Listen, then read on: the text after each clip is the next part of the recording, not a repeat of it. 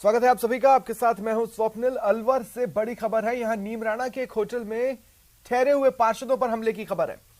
दरअसल हरियाणा के पार्षदों की बाड़ाबंदी इस होटल में की गई है और यहां उन पर हमला हो गया।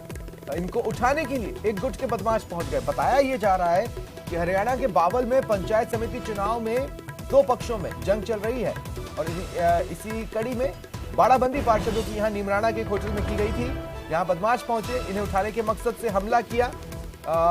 हमले में कई डेलीगेट्स घायल हुए। बदमाशों ने इस दौरान गाड़ियों और होटल के शीशे भी तोड़ दिए। नीमराणा पुलिस को इस संबंध में सूचना दी गई, जिसके बाद पुलिस मामले की जांच में जुट गई है।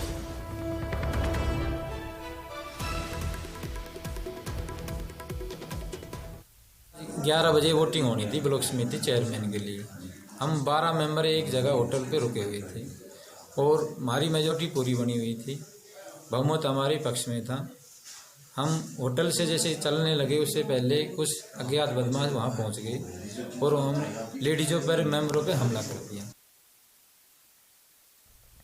खेत में मिली बमनुमा वस्तु। श्रीगंगानगर से बड़ी खबर। सूरतगढ़ के राजपुरा पीपेरन क्षेत्र में ये बमनुमा वस्तु मिली। हालांकि जंग लगा हुआ उसमें साफ देखा जा सकता है। खेत में ये वस्तु मिली है। तुरंत ही पुलिस को सूचना दी गई। सिटी थाना पुलिस मौके पर पहुंची और जांच शुरू की। करीब 2 फीट की ये बमनुमा वस्तु है। इसके बाद आप देख सकते हैं मिट्टी और झाड़ियों से इसे ढका गया। पुलिस की टीम पहुंची और सेना को इस संबंध में सूचना दे दी गई है।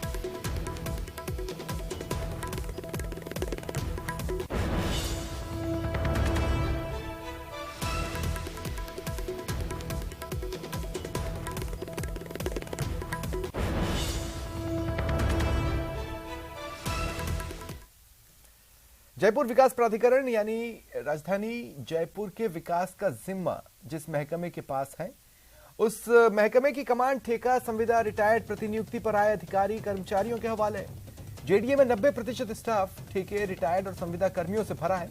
बड़ी बात यह है, इनके काम के बदले कोई जवाबदेही तक नहीं है। जेडीए में प्राइम पोस्टिंग पाने के लिए अफसर से लेकर चपरासी गार्ड तक बड़ी अप्रोच रखते हैं। जयपुर विकास प्राधिकरण में करीब 2800 अधिकारी कर्मचारी लगे हैं, जिसमें से मात्र 283 अधिकारी कर्मचारी ही जेडीए के बचे हैं। सालों से जेडीए में भर्ती नहीं हुई है। ऐसे में जेडीए की व्यवस्था ठेके पर चल रही है। 398 अधिकारी और कर्मचारी दूसरों विभागों से प्रतिनियुक्ति पर है। वहीं 550 से अधिक कर्मचारी ऐसे हैं जो सेवानिवृत्त होने के बाद जेडीए में सेवाएं दे रहे हैं। पट्टा जारी करने में और योजना बनाने में जो सबसे प्रमुख कड़ी जो एटीपी की है, वो टोटल की भी अभी हमारे पास लगभग 31 एटीपी संविदा पर काम कर रहे हैं और ये संविदा भी डायरेक्ट हमारे अधीन में होकर के फर्म के द्वारा लिए गए। अब इसमें सबसे रोचक पहलू ये है कि ये लोग नक्शा जारी कर रहे हैं, नक्शे पास कर रहे हैं, ये सारे काम कर रहे हैं, लेकिन इनसे यदि कोई गलती हो जाए या नियमों की अनदेखी होकर कोई काम हो जाए तो इन पे किस नियम से हम कोई कार्रवाई कर सकते हैं, इसके कोई नियम आज की डेट में नहीं है। जयपुर विकास प्राधिकरण में वर्तमान में 1958 पद सर्जित है। सभी पद जो है जेडीए सेवा के सर्जित है। उनमें से आज की तारीख में जेडीए के अधिकारी और कर्मचारी जो जेडीए सेवा के हैं वो 283 लोग हैं। यानी कि एक प्रकार से अपन देखें तो 10% अधिकारी कर्मचारी जेडीए सेवा के ही आज कार्यरत है। बाकी 90% लोग आज या तो संविदा पे है या सेवानिवृत्त है या डेपुटेशन पे है। राज्य सरकार प्रदेश के खिलाड़ियों को भले ही आउट ऑफ टर्न पॉलिसी की सौगात दे चुकी है, लेकिन मौजूदा समय में करीब 150 खिलाड़ी आवेदन के बाद भी जॉब्स का इंतजार कर रहे हैं। डीवाईएसपी से लेकर एसीएफ जैसे पदों पर मेडलिस्ट खिलाड़ियों को सीधे नौकरियां दी गई, लेकिन अब तकरीबन 6 महीने से योजना में आवेदक खिलाड़ियों को इंतजार ही हाथ लगा है। 120 खिलाड़ी आवेदन की फहरिस्त में शामिल होकर इन दिनों खेल विभाग और परिषद के चक्कर काट रहे हैं, जबकि 20 से 25 खिलाड़ी नए आवेदन लिए तैयार हैं। खिलाड़ियों की इस बात को अब राज्य ओलंपिक संघ ने भी उठाते हुए खेल विभाग और परिषद से मांग की है कि खिलाड़ियों के हित में इस मुद्दे का तत्काल हल किया जाए। मेरी जहां तक जानकारी में है, राजस्थान सरकार ने पहला कदम उठाया। ये बहुत अच्छा कदम मुख्यमंत्री जी का है कि खेल के माध्यम से भी लोगों को रोजगार मिलने लगा। नहीं तो पहले लोगों का खेल में पेरेंट्स भी ध्यान नहीं देते थे कि यार नौकरी नहीं मिलेगी तो खेलने में रह जाएगा। तो तो उसमें मुख्यमंत्री जी की पहल थी और मेरी जितनी जानकारी है उसमें 239 के करीब लोगों को रोजगार खेल विभाग द्वारा दिए जा चुके हैं। आया है मामला कि वो क्रीड़ा परिषद में अभी उसको थोड़ा सा डिले हो गया, लेकिन निश्चित रूप से उसको जल्दी कराया जाएगा। पुलिस अनुसंधान एवं विकास ब्यूरो की मेजबानी में गुरुवार को जयपुर में पुलिस जांच एजेंसियों के प्रमुखों का तीसरा राष्ट्रीय सम्मेलन शुरू हुआ। बगरू स्थित सेंट्रल डिटेक्टिव ट्रेनिंग सेंटर के सभागार में केंद्रीय गृह राज्य मंत्री नित्यानंद राय ने सम्मेलन का उद्घाटन किया। इसमें राजस्थान पुलिस, देश भर से आए पुलिस जांच एजेंसियों से जुड़े आईपीएस अफसर, सेवानिवृत्त न्यायिक अधिकारी शामिल हुए। सम्मेलन का मुख्य उद्देश्य पुलिस इन्वेस्टिगेशन के प्रमुख मुद्दों पर जोर देना है, फॉरेंसिक साइंस में नवीनतम तकनीक को अपनाना और सर्वोत्तम प्रणाली को एक दूसरे से साझा करना है। सम्मेलन विभिन्न सत्रों में हो रहा है। इसमें cyber crime, terror financing, funding और इन्वेस्टिगेशन पर चर्चा होगी। केंद्रीय गृह राज्य मंत्री नित्यानंद राय ने कहा कि अपराध और अपराधियों के तौर तरीकों में बदलाव आया है, लेकिन यह देश रिसर्च करता है। देखिए, इसमें कहीं दो मत नहीं है कि अपराध के तौर तरीके और अपराधियों के तौर तरीके में बदलाव आया है, लेकिन यह देश हमेशा रिसर्च करती है। केंद्र की सरकार इतनी तत्परता से और इस संकल्प के साथ इस देश में कानून का राज रहे, इसके लिए कदम उठाती रहती है, फंडिंग भी करती है। एक अम्ब्रेला योजना जिसकी मैं बात किया कि इस 2021 से 26 तक 26,000 करोड़ से ज्यादा की राशि दी गई और विभिन्न प्रकार की योजना, पुलिस को संवेदनशील बनाना, सक्षम बनाना, तकनीक युक्त बनाना, उसको तत्परता के साथ काम करने के लिए जो सामने जिस प्रकार की स्थिति आती हो, चाहे आपदा की स्थिति हो आती हो, चाहे अपराध की आती हो, उसमें सक्षम हो, और इसमें देश की पुलिस सक्षम हो रही। राजस्थान में इस साल के अंत में होने वाले विधानसभा चुनाव को लेकर प्रमुख राजनीतिक दल बीजेपी, कांग्रेस के अलावा आम आदमी पार्टी ने भी चुनावी तैयारियां तेज की हैं। गुरुवार को राजस्थान के करीब 100 नेताओं को दिल्ली बुलाकर आगामी रणनीति और चुनावी तैयारियों पर पार्टी के राष्ट्रीय संगठन महासचिव संदीप पाठक और राजस्थान प्रभारी विनय मिश्रा ने टास्क दिए और स्थानीय फीडबैक लिया। प्रदेश प्रभारी विनय मिश्रा ने कहा, जल्द ही पार्टी के संगठन का विस्तार भी किया जाएगा। कैसे करना है, क्या जो है पार्टी को विस्तार कैसे देना है, संगठन का ढांचा कैसा होना चाहिए और क्या हमारे रिसोर्सेज हैं, कितने गांवों में हमारी टीम्स है, तो उसी का एक आकलन करने के लिए आज मीटिंग बुलाई गई थी। चूंकि पिछले 8 महीने से राजस्थान के हर संभाग में मैंने दौरा किया, मैंने जिले में दौरा किया, तो वहां से जो हमने कार्यक्रम किए थे उसका एक खाका तैयार करके कितने हमारे एक्टिव वॉलंटियर्स हैं, कितने हमारे जिलों पे एक्टिव वॉलंटियर्स हैं, कितने, तो सारे एक डाटा लेके आज मैंने जो 8 महीने का जो मेरा काम था उसका एक खाका तैयार करके फीडबैक मैंने हमारे राष्ट्रीय संगठन महामंत्री श्री संदीप पाटिल को दिया था और हर जो हमारा वॉलंटियर जिसने एक्टिवली काम किया है उनका एक फीडबैक तैयार करके उनको दिया। उसके बाद उन सभी को यहाँ बुलाया गया है और अब उनसे जो मेरा फीडबैक है उसको साथ लेकर संदीप जी 1-to-1 खुद अब सबसे कर रहे हैं, सभी हमारे राजस्थान के साथियों से 1-to-1 कर रहे हैं, तो वो भी उनसे फीडबैक लेके आगे कैसे क्या है उस पर फिर एक बार हम दोनों फिर बैठ के उस पर चर्चा करेंगे। राजस्थान के सरकारी स्कूलों और निजी स्कूलों में सर्दी के कहर के चलते अवकाश का समय बढ़ाने का पावर शिक्षा विभाग ने सभी जिलों के कलेक्टर्स को दिया है। कलेक्टर्स 15 जनवरी तक अपने जिलों के स्कूलों में अवकाश घोषित कर सकेंगे। आदेश के बाद जयपुर समेत कई जिलों के कलेक्टर्स ने 7 जनवरी तक के आदेश जारी कर दिए हैं।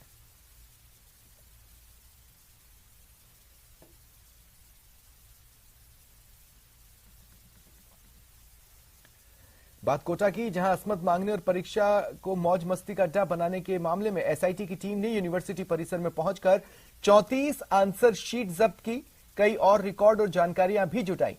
वहीं डर्टी प्रोफेसर के खिलाफ गंभीर धाराओं में मामला दर्ज करवाने वाली महिला सहायक प्रोफेसर को आज कोर्ट में बयान दर्ज किया गया। अब एसआईटी की टीम जांच आगे बढ़ा रही है।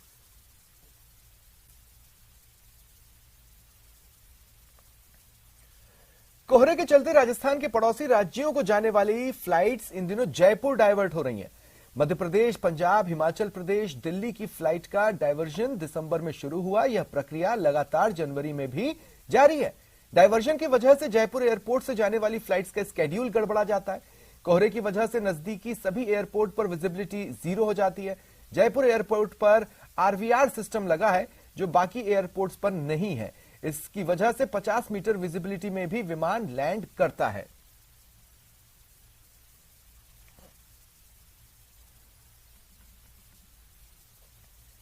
लोकसभा अध्यक्ष ओम बिरला की पहल पर बूंदी में आज कौशल महोत्सव रोजगार मेला आयोजित किया गया। लोकसभा अध्यक्ष ओम बिरला बूंदी के कुंभा स्टेडियम में आयोजित 2 दिवसीय कौशल विकास रोजगार मेले का शुभारंभ किया। इस दौरान उन्होंने कहा कि हमारे युवा बुद्धि, कौशल, शोध, नवाचार और तकनीक में आगे हैं। यही कारण है कि आज वे चुनौतियों का स्थायी समाधान दे रहे हैं। इस वजह से विश्व के अनेक देशों में भारतीय युवाओं की बेहद डिमांड है।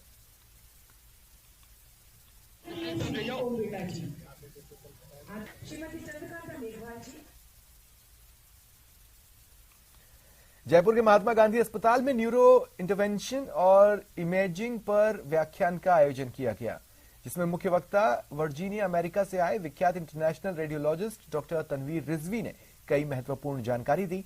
कार्यक्रम संयोजक महात्मा गांधी अस्पताल की न्यूरो एनेस्थीसिया विभागाध्यक्ष डॉक्टर विजय माथुर ने बताया कि अस्पताल में इंट्रा ऑपरेटिव सीटी स्कैन आदि विशिष्ट उपकरण और तकनीकी महात्मा गांधी अस्पताल में उपलब्ध है।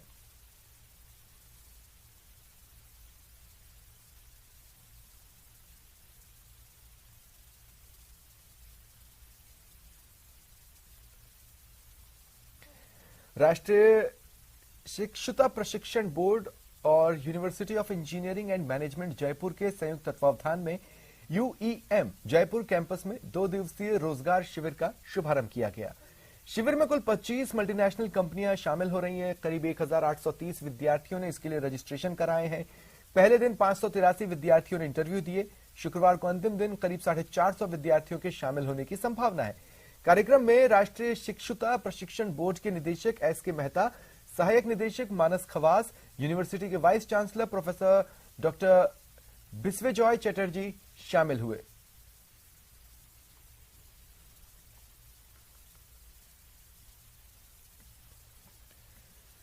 दौसा के पंडित नवल किशोर शर्मा पीजी कॉलेज में छात्रों का जोरदार हंगामा दिखा। 17 जनवरी को प्रस्तावित छात्र संघ कार्यालय के उद्घाटन कार्यक्रम में अतिथियों को बुलाने की बात को लेकर परामर्शदात्री समिति और छात्र संघ पदाधिकारियों के बीच बैठक चल रही थी। इस बीच समिति ने स्थानीय विधायक मंत्री मुरारीलाल मीणा को बुलाने का दबाव दिया तो छात्र संघ अध्यक्ष और अन्य छात्रों ने हंगामा किया। प्रदर्शनकारी छात्र और कॉलेज प्रिंसिपल और अन्य स्टाफ के बीच नोकझोंक हुई। सहमति नहीं बनी तो छात्र गेट पर आए, नारेबाजी की, तालाबंदी कर दी। छात्रों ने अनेक गेटों पर ताले जड़ दिए।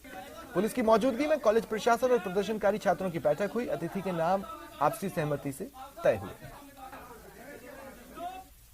कॉलेज प्रशासन मेरे ऊपर दबाव बना रहा था स्थानीय विधायक को बुलाने को लेकर, वो हमारी जीत हो गई और कॉलेज प्रशासन ने हमारे प्रदर्शन के बाद उन्होंने मान लिया कि वास्तव में छात्र एकता है, छात्रों की एकता के आगे सब कुछ झुकता है और जो हमारे अतिथि हैं वो इनके सिरमाते होंगे, इनके आदरणीय होंगे और होने वाली 17 तारीख को छात्र संघ कार्यालय उद्घाटन एक धूम और धाम से मनाया जाएगा। परामर्शदाता मंडल के साथ मीटिंग हुई थी। उन्होंने जो अपने अतिथि बुलाने थे उनके लिए हाँ कर दिया था। बाकी कोई दिक्कत नहीं। अब हमने कह दिया भाई तुम जो बुलाना चाहते हो उसको बुला लो और करवा लो, कोई दिक्कत नहीं है। ये कह रहे आप लोकल एमएलए को बनाने पे दबाव नहीं, हमने हमारे परामर्शदाता मंडल ने कहा था लेकिन ये बच्चे नहीं मान रहे तो कोई दिक्कत नहीं है। दौसा में पीजी कॉलेज के मुख्य गेट पर छात्र संघ अध्यक्ष संजय सिंह गुर्जर ने एक विवादित बयान दिया। कहा कॉलेज का स्टाफ छात्रों को धमकाता है, आंखें दिखाता है। ऐसे में यदि आज के बाद किसी ने छात्र की तरफ देखा या आंख उठाई तो आंखें बाहर निकाल दूंगा। बयान के बाद भले ही वहां मौजूद छात्रों ने ताली बजाई, लेकिन अब इस पर सवाल खड़े हो रहे हैं। वोट दिया और इनकी आवाज जब हम उठाते हैं सारी कॉलेज में नता देते हैं। मैं अब इनको कह रहा हूँ साफ शब्दों में कि अब तक तो इन्होंने इन छात्रों को आंख दिखाने का काम कर दिया। अगर आपके बाद बिल्कुल भी किसी भी स्टूडेंट की तरफ देखने की भी कोशिश की ना तो इनकी आंखें बाहर निकाल दूंगा। एसीबी द्वारा पकड़े जाने वाले भ्रष्टाचारियों की पहचान छिपाने के मामले में बीजेपी आक्रामक है। उपनेता प्रतिपक्ष राजेंद्र राठौड़ ने कांग्रेस को घेरा और एसीबी के आदेश को भ्रष्टाचार को बढ़ावा देने वाला बताया। नवलगढ़ में जन आक्रोश सभा को संबोधित करने आए राठौड़ ने कहा कि प्रदेश में न केवल दलितों पर अत्याचार बढ़े हैं बल्कि लोगों में इसे लेकर गुस्सा भी है। उन्होंने कानून व्यवस्था पर सवाल खड़े किए। अभी भ्रष्टाचारियों को पनाह देने के लिए आज मुख्यमंत्री जी ने भी उस परिपत्र को सही ठहराया है और कह रहे हैं कि हमें बिल्कुल सही कर रहे हैं, भ्रष्टाचारियों के नाम उजागर नहीं होंगे। इससे पहले आदेश जारी किया था कि भ्रष्टाचारियों पर मुकदमा तब जारी होगा जब विभागाध्यक्ष अनुमति देगा। ये एक तरह से खुले रूप से उन लोगों को पनाह है जिन्होंने भ्रष्टाचार का तांडव कर रखा है। एक और अभियोजन स्वीकृति सरकार रोक रही है, दूसरी तरफ इस प्रकार का कृत्य करके एक तरह से भ्रष्टाचार की भट्टी में और सहयोग देने का काम ये सरकार कर रही है। खबर मरीजों को कुचलने वाले डॉक्टर की। नागौर के जेएलएन अस्पताल के सरकारी डॉक्टर ने अस्पताल परिसर के अंदर तेज स्पीड कार से 3 मरीजों को कुचल दिया। आरोपी डॉक्टर को हिरासत में लिया गया है। वहीं डॉक्टर वाईएस नेगी पहले तो फरार हुआ, लेकिन बाद में वापस अस्पताल आकर खुद को बीमार बताकर आईसीयू में एडमिट हो गया। मृतक भंवरलाल और घायलों के परिजन नाराज हुए। मामला बिगड़े नहीं, इसलिए जिला कलेक्टर और एसपी पहुंचे, परिजनों को आश्वासन दिया। एसपी आईसीयू वार्ड में पहुंचे और कोतवाली पुलिस ने आरोपी डॉक्टर को हिरासत में लिया। गाड़ी चला रहे थे, उस वक्त शराब पिए हुए थे और उन्होंने जो है इन तीनों की टक्कर मारी, जिससे भंवरलाल मेघवाल की मृत्यु हुई है दुर्भाग्यपूर्ण तरीके से, और 2 महिलाएं घायल हुई है इसमें, जो भी हॉस्पिटल में इलाज करवा रही है। हमने इस मामले को काफ़ी संवेदनशीलता से लिया है और हम इसमें प्रकरण दर्ज करके अनुसंधान कर रहे हैं। परिजनों का ये एलिगेशन है कि डॉक्टर ने शराब पी रखी थी, तो इसके संबंध में हमने उसका मेडिकल की तहरीर दी है और उसको डॉक्टर है जो भर्ती है हॉस्पिटल में, तो उसके वहाँ हमने जाब्ता लगा रखा, जैसा भी है जैसी भी कार्रवाई होगी वो की जाएगी। आया हुआ इसके पैर में और पेट में घायल हुई हुई है, पीठ में से घायल हुई हुई है, हाथों में भी लगी है, सर में टांका आए हुए, दांत टूट गए इसका एक। पति भी साथ में है, इनकी माँ भी साथ में थी और इनकी एक चाची भी साथ में थी। चाची को भी लगी है, उसको पट्टी वट्टी करा के अभी बाहर नीचे छोड़ी, अभी उनको भी लगी काफी। वो एकदम से आगे आ गया। मैंने गाड़ी लेफ्ट में मारी और वो लेफ्ट में शायद भिड़ भी गई है। नागौर जिला मुख्यालय के जेएलएन अस्पताल में शराब के नशे में धुत एक डॉक्टर ने अपनी कार से 3 मरीजों को कुचल दिया। इस घटना में वृद्ध भंवरलाल ने मौके पर ही दम तोड़ दिया। वहीं एक प्रसूता तथा एक अन्य महिला घायल हो गई। प्रसूता गंभीर रूप से घायल है, जिसका जिला अस्पताल में इलाज चल रहा है।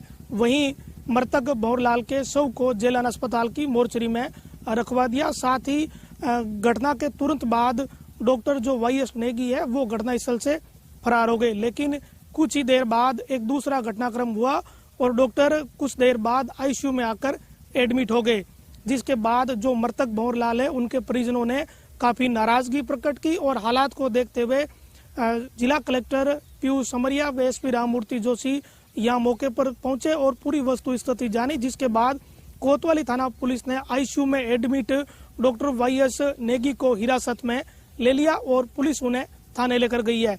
अभी मृतक भंवरलाल है, उनका शव मोर्चरी में रखा हुआ है और जो बड़ी संख्या में उनके परिजन यहाँ मोर्चरी के बाहर मौजूद है। अस्पताल के पीएमओ, एडिशनल एसपी सहित पुलिस के अधिकारी और एसडीएम भी यहाँ मौजूद है और परिजनों के साथ वार्ता की जा रही है। परिजनों का ये कहना है कि जो डॉक्टर की मेडिकल रिपोर्ट है वो उन्हें दिखाई जाए। डॉक्टर ने शराब पी रखी थी और कई बिंदुओं को लेकर अभी परिजन जो है वो प्रशासनिक अधिकारियों के साथ बातचीत कर रहे हैं और शव मोर्चरी में रखा हुआ है। महेंद्र बिश्नोई, न्यूज 18 नागौर। जयपुर से बड़ी खबर है। शुक्रवार के लिए 4 जिलों में ऑरेंज अलर्ट जारी हुआ है। अलवर, झुंझुनू, सीकर, चूरू में ऑरेंज अलर्ट जारी किया गया है। घना कोहरा, कोल्ड वेव और कोल्ड डे की चेतावनी जारी हुई है। 14 जिलों में येलो अलर्ट जारी किया गया है। भरतपुर, भीलवाड़ा, बूंदी, चित्तौड़गढ़, दौसा, धौलपुर, जयपुर, करौली, कोटा, सवाई माधोपुर, टोंक, हनुमानगढ़, नागौर, श्रीगंगानगर में येलो अलर्ट जारी किया गया है।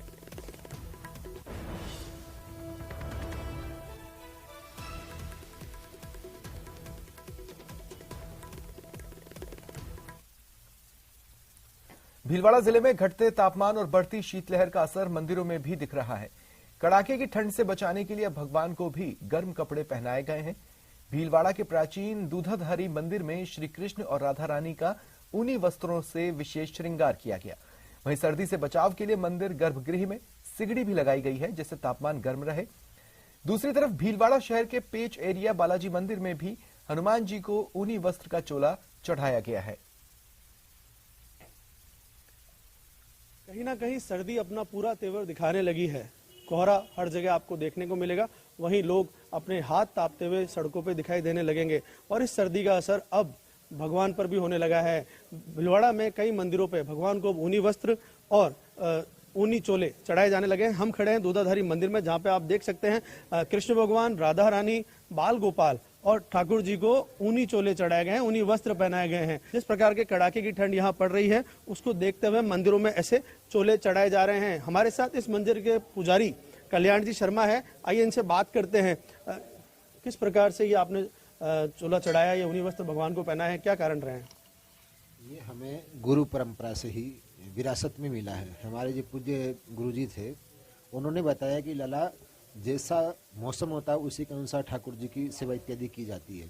जैसे जैसे सर्दी बढ़ रही है वैसे वैसे हम ऊनी वस्त्र, ठाकुर जी के स्नान के लिए गर्म जल और ये उपयोग में ले रहे हैं। और ठाकुर जी को ठंड से बचाव के लिए इनके ऊनी झोंपड़ी बनाई है, जिसमें रुई का रजाई है और सिगड़ी का जो है अलाव जला रखा है।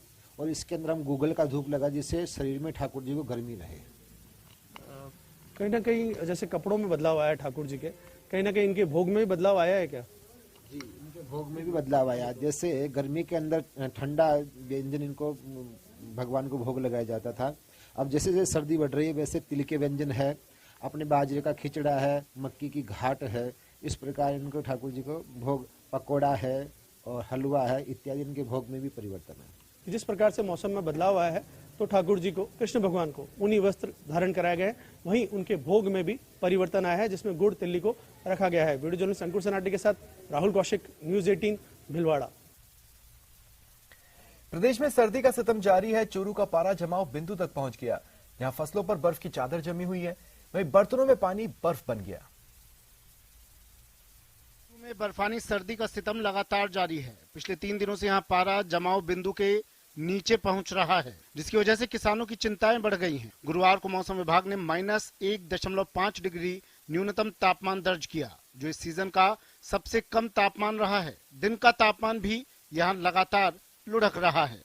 चूरू में लगातार तीसरे दिन पारा माइनस डिग्री में चल रहा है। यहाँ मौसम विभाग ने आज -1.5 डिग्री न्यूनतम तापमान है वो दर्ज किया है। इससे पहले -0.9 डिग्री, उसके बाद -0.5 डिग्री और आज -1.5 डिग्री न्यूनतम तापमान रहा। अधिकतम तापमान में भी यहाँ गिरावट दर्ज की जा रही है। जो अधिकतम तापमान है वो 15 डिग्री के करीब यहाँ चल रहा है। आज सुबह मौसम की शुरुआत है वो घने कोहरे के साथ हुई। घने कोहरे की वजह से जो लंबी दूरी की ट्रेन है वो काफ़ी लेट यहाँ पहुँच रही है। इसके अलावा यातायात भी घने कोहरे की वजह से प्रभावित हुआ है। माइनस तापमान की वजह से जो रबी फसलें हैं, रबी फसलों को यहाँ नुकसान पहुँच रहा है।